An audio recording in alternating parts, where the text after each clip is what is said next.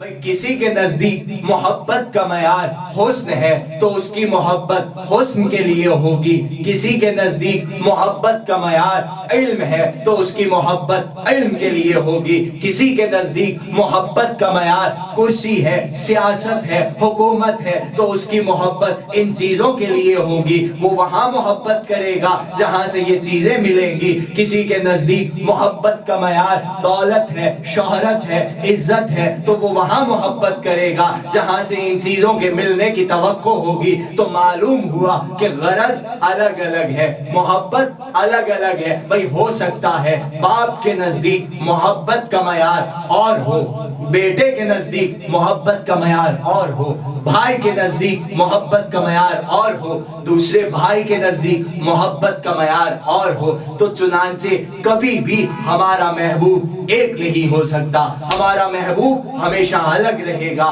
بھئی باپ جس سے محبت کرتا ہے ہو سکتا ہے کہ بیٹا اس سے نفرت کرتا ہو، بھائی جس سے محبت کرتا ہے ہو سکتا ہے دوسرا بھائی اس سے نفرت کرتا ہو۔ کیوں؟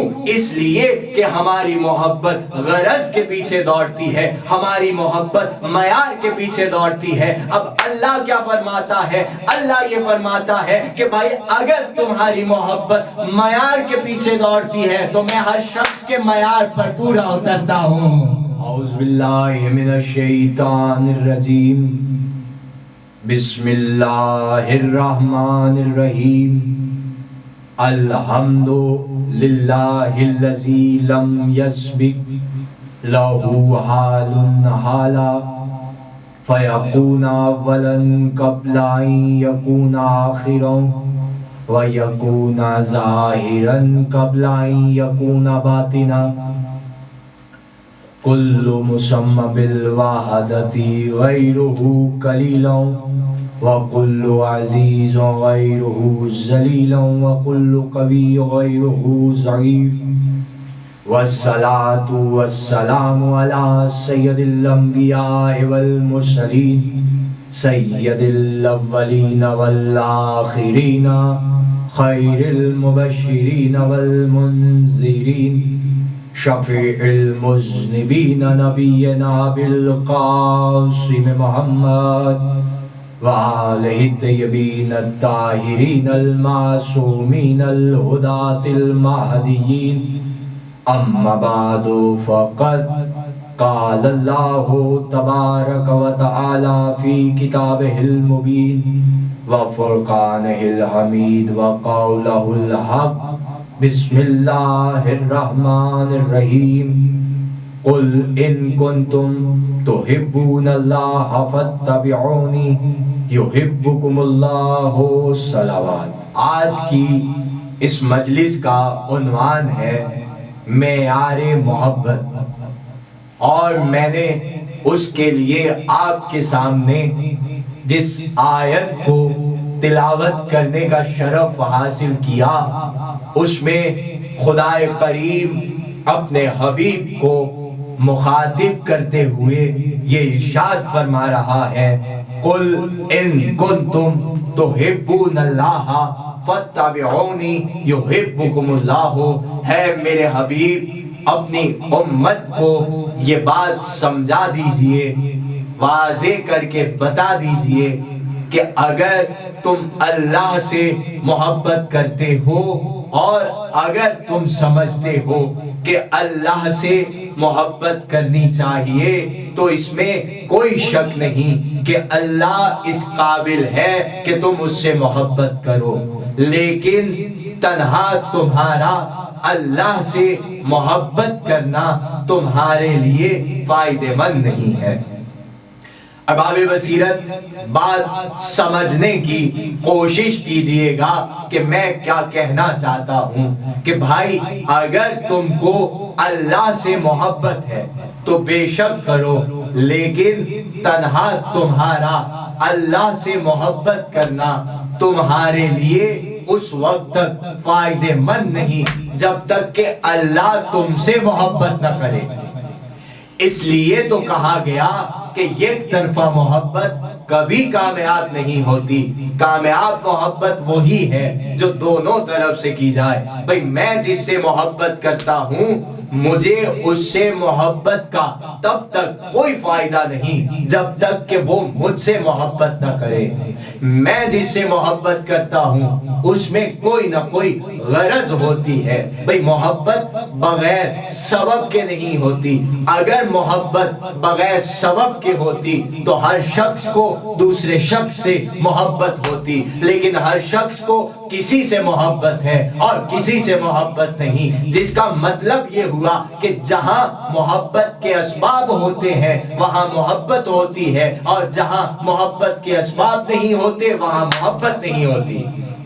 ارباب بصیرت اور ارباب معرفت انسانوں کی انسانیت سے محبت پر اس کلیے کا اطلاق نہیں ہوتا، بلکہ دنیا کی ہر شے سے محبت کا یہی اصول ہے۔ بھئی ہر شخص کو کسی سے محبت ہے اور کسی سے محبت نہیں۔ محبت پیدا ہونے کے لیے بھی کچھ اسباب ضروری ہیں، اور محبت پیدا نہ ہونے کے لیے بھی کچھ اسباب ضروری ہیں۔ بھئی پیار بغیر سبب کے نہیں ہوتا، اور نفرت وہ بھی بغیر سبب کے نہیں ہوتی۔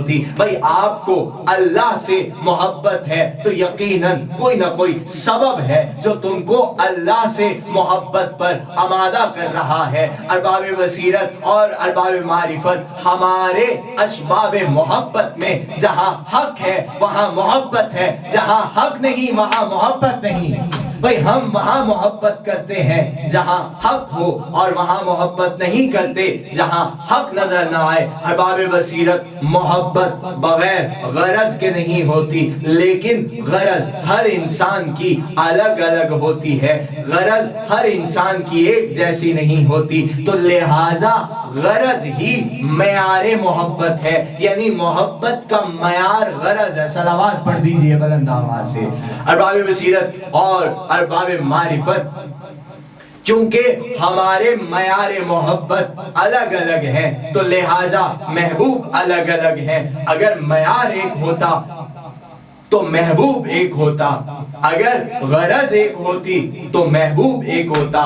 غرض الگ، معیار الگ، محبوب الگ۔ بھئی کسی کے نزدیک محبت کا معیار حسن ہے تو اس کی محبت حسن کے لیے ہوگی، کسی کے نزدیک محبت کا معیار علم ہے تو اس کی محبت علم کے لیے ہوگی، کسی کے نزدیک محبت کا معیار کرسی ہے، سیاست ہے، حکومت ہے تو اس کی محبت ان چیزوں کے لیے ہوگی، وہ وہاں محبت کرے گا جہاں سے یہ چیزیں ملیں گی۔ کسی کے نزدیک محبت کا معیار دولت ہے، شہرت ہے، عزت ہے تو وہ وہاں محبت کرے گا جہاں سے ان چیزوں کے ملنے کی توقع ہوگی۔ تو معلوم ہوا کہ غرض الگ الگ ہے، محبت الگ الگ ہے۔ بھئی ہو سکتا ہے باپ کے نزدیک محبت کا معیار اور ہو، بیٹے کے نزدیک محبت کا معیار اور ہو، بھائی کے نزدیک محبت کا معیار اور ہو، دوسرے بھائی کے نزدیک محبت کا معیار اور ہو، تو چنانچہ کبھی بھی ہمارا محبوب ایک نہیں ہو سکتا،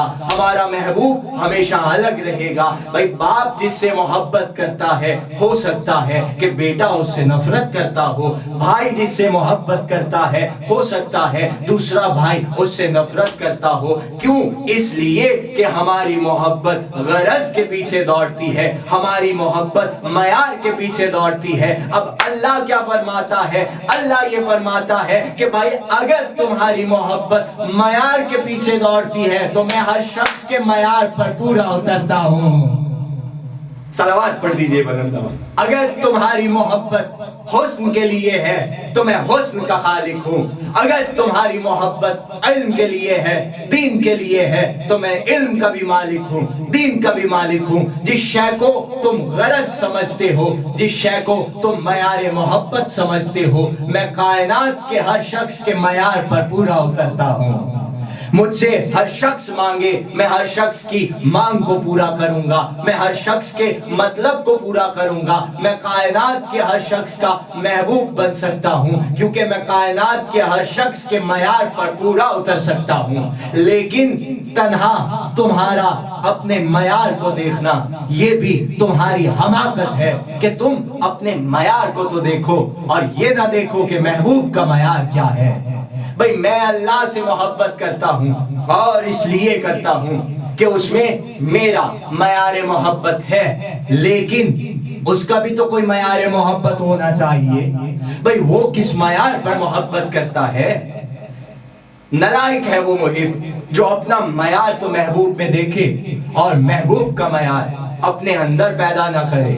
اللہ فرماتا ہے کہ میں خالق ہوں اور میرے اندر ہر وہ معیار ہے جس سے تو محبت کرتا ہے، ہر وہ غرض تیری میرے اندر ہے جس پر تو محبت کرتا ہے، لیکن کیا تیرے اندر وہ معیار ہے جس سے میں محبت کرتا ہوں؟ اور اگر نہیں تو پیدا کرو۔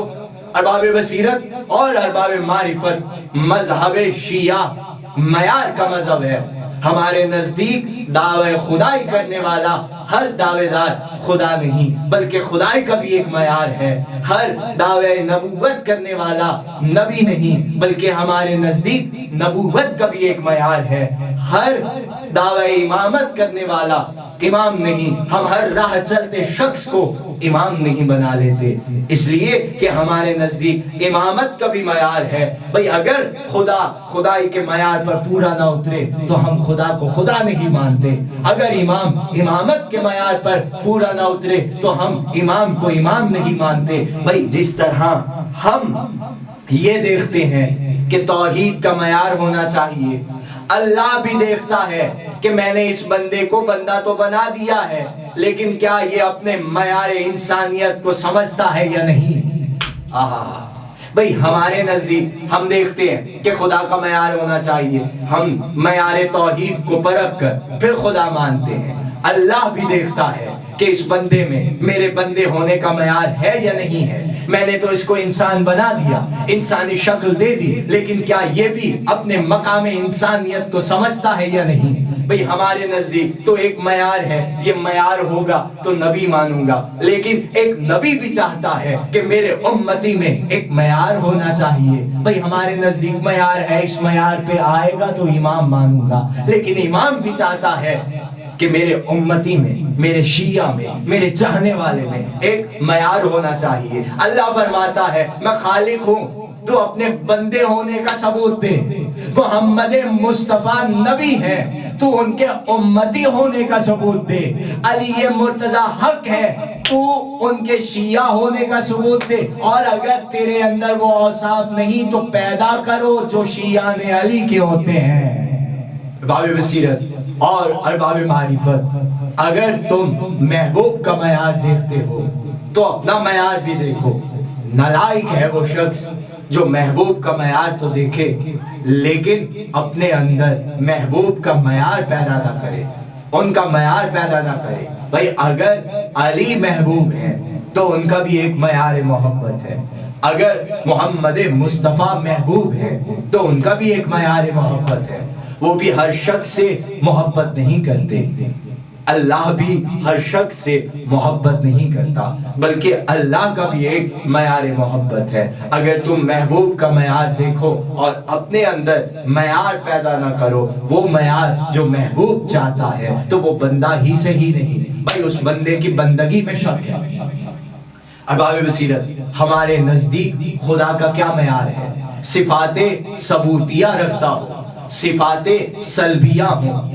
ہماری کتابوں میں معیار توحید بند ہے، اگر ان صفات میں سے ایک صفت بھی کم ہو تو ہم اسے خدا نہیں مانتے۔ شیعوں کے نزدیک نبی کا بھی ایک معیار ہے، اس لیے کہ ہمارے مذہب معیار کا مذہب ہے، شیعہ مذہب معیار کا مذہب ہے۔ ہم بغیر کسی معیار کے کسی کو مانتے ہی نہیں اور نہ ہی نفرت کرتے ہیں۔ ہماری نفرت کا بھی ایک معیار ہے، بھئی ہمارے نزدیک ہم نبی اسے مانتے ہیں جس میں معیار نبوت ہو۔ معیار نبوت کیا ہے؟ معیار نبوت ہے معصوم ہونا۔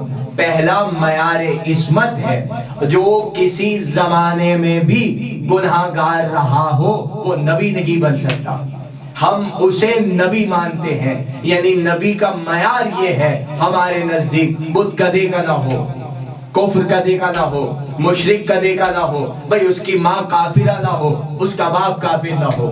کسی کافر کا بیٹا کلمہ پڑھ کر مسلمان تو بن سکتا ہے، لیکن ہرگز نیک اعمال 1000 کر لے نبی نہیں بن سکتا. ہم کسی کافر کے بیٹے کو نبی کیوں نہیں مانتے؟ ایک ایسی دلیل آپ بھی سمجھیں اور لوگوں کو بھی سمجھا سکے کہ بھائی نبی کے ماں باپ کا مسلمان ہونا کیوں ضروری ہے. بھئی آدم سے لے کر خاتم تک ہر نبی کی شریعت میں والدین کی اطاعت کو واجب کیا گیا ہے. ہر نبی کی شریعت میں والدین کی اطاعت کو واجب کیا گیا، اور کسی نبی کی شریعت میں والدین کی اطاعت کو چیلنج نہیں کیا گیا. جب ہر نبی کی شریعت میں والدین کی اطاعت واجب ہے تو سنو ارباب بصیرت اور ارباب معرفت، اب جب نبی اپنی امت کو حکم دیتا ہے تو پہلے خود اپنی شریعت پر عامل ہوتا ہے. اب اگر وہ اپنی شریعت پر خود عمل نہیں کرے گا تو دوسروں کو کس طرح سے حکم دے سکتا ہے؟ تو مجھے بتاؤ، اگر خدا نخواستہ نبی کے ماں باپ کافر ہوں تو کیا وہ اپنے والدین کی اطاعت کرے گا یا نہیں کرے گا؟ اور اگر کرتا ہے تو نبوت نہیں چلتی، اور اگر نہیں کرتا تو بھائی امت کو کس طرح سے حکم دے گا کہ والدین کی اطاعت کرو؟ تو اس لیے اللہ نے کوئی نبی ایسا نہیں بھیجا جس کے ماں باپ کافر ہوں. صلوات پڑھ دیجئے بلند آواز. ارباب بصیرت، جس طرح ہمارے نزدیک معیار نبوت ہے اسی طرح ہمارے نزدیک معیار امامت ہے. ہم امام اسے مانتے ہیں جو معصوم ہو. ارباب بصیرت، جس طرح ہم کافر کے بیٹے کو نبی نہیں مانتے اسی طرح کافر کے بیٹے کو نبی کا مسند نشین بھی نہیں مانتے. ارے ہمارے نزدیک تو ایک محلے کی مسجد میں رہنے والے ایک پیش نماز کا بھی معیار ہے. ہم ہر شخص کے پیچھے نماز نہیں پڑھتے بلکہ اس شخص کے پیچھے نماز پڑھتے ہیں جس شخص میں معیار پیش نمازی ہو.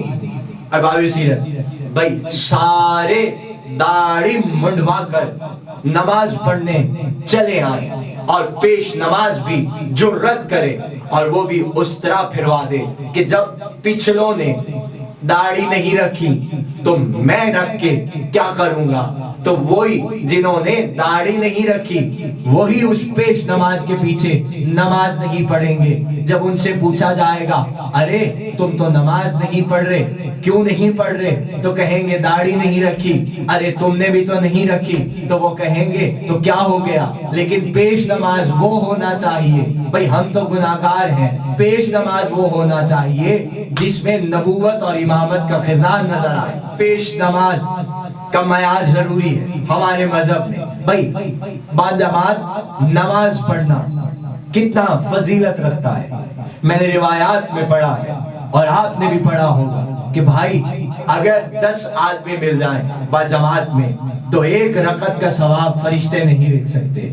چاہے دنیا کے سارے درخت قلم بن جائیں، دنیا کے سارے سمندر سیاہی بن جائیں، دنیا کے سارے فرشتے لکھنے والے بن جائیں، تب بھی اس 1 رکعت نماز کا ثواب نہیں لکھ سکتے جو باجماعت ادا کی جائے. لیکن ہم اس اتنے بڑے ثواب کو چھوڑ دیتے ہیں لیکن نہ اہل کے پیچھے نماز نہیں پڑھتے. باب سیرت، یہ ایک دلیل تھی اس بات کی کہ مذہب شیعہ معیار کا مذہب ہے، مذہب فقہ جعفریہ معیار کا مذہب ہے. یہاں فضیلت کا دار و مدار معیار پر ہے.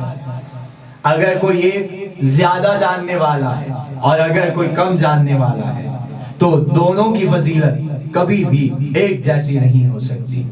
اور ہم ہمیشہ معیار پر لوگوں کو پرکھتے ہیں، معیار پر لوگوں کو مقام دیتے ہیں، معیار پر لوگوں کو فضیلت دیتے ہیں. ہم ہر اس شخص کو بغیر کسی معیار کے فضیلت نہیں دیتے جس کا کوئی معیار نہ ہو اور بے مطلب فضیلت دیتے پھریں.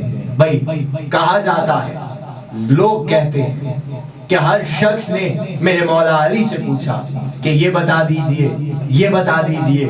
آپ نے بھی سنا، میں نے بھی سنا، ہر شخص نے بعد رسول علی سے پوچھا. تو جب علی اتنے بڑے عالم ہیں تو ہم کسی کو علی کی فضیلت کے مد مقابل نہیں لا سکتے، کیونکہ جب علی تھے اور علی کے مد مقابل کوئی بڑا عالم نہیں تھا، علی سب سے بعد رسول سب سے بڑے عالم تھے، اس لیے ہم علی کے مقابلے میں کسی کو فضیلت نہیں دیتے۔